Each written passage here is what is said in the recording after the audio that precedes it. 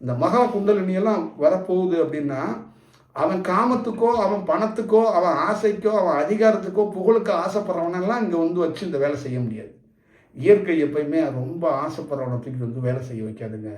ஆசையெல்லாம் கொளுத்தி மனமெல்லாம் கொளுத்தி அந்த பிடிச்சி அந்த நெருப்பில் வாட்டி அவனை தான் அந்த ஜீரோன்னு சொல்லுவாங்களோ ஒன்றும் இல்லாமல் வாஷ் அவுட் பண்ணி தான் ஒருத்தனை கூட்டியாந்து வந்தாங்க எங்கள் ஆள் இவனை ரோட்டில் நடமாடுறவரை நீங்கள் பார்த்துக்கங்க என்னோட பயணிங்கும். இதுதான் விஷயம்.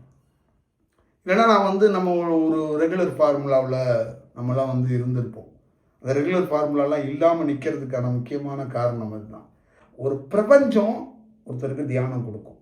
அதுவே ஒரு பிரபஞ்சம் ஒருத்தரை உருவாக்கும். ஒரு பிரபஞ்சமே அதை வெளியே கொண்டு வரும். அப்போ வாழ்நாளில் ஞாபகம் வச்சுக்கோங்க, என் பின்னாடி வர்ற ஒவ்வொருத்தரும் நான் எங்கேயோ உருவானவன் கிடையாது. இந்த ஹோல் யூனிவர்சல்லேருந்து உருவான ஒருத்தர் தான் நான். அப்போ நீ ஒட்டுமொத்தமாக யூனிவர்சலுடைய செயல்பாடுகள் எப்படி இருக்கும்? மனம் இல்லாதவன் ஒரு சிறு விஷயத்துக்கு கூட அவன் கருணையெல்லாம் பார்க்க மாட்டான். கருணையெல்லாம் பார்த்துருந்தா என்னையெல்லாம் எப்பயோ வேற மாதிரி கூட விட்டுருப்பான். என்னையெல்லாம் தூக்கி இன்னைக்கு அப்படி ஒரு தூக்கி என்னை முதல்ல அடித்த ஆள் யாருன்னா பிரபஞ்சம்தான். அங்கெல்லாம் இருக்கக்கூடாதுப்பா, கருணையெல்லாம் நான் காட்ட மாட்டேன்ப்பா, என்கிட்டேருந்து எதிர்பார்க்காத அப்படின்றோம்.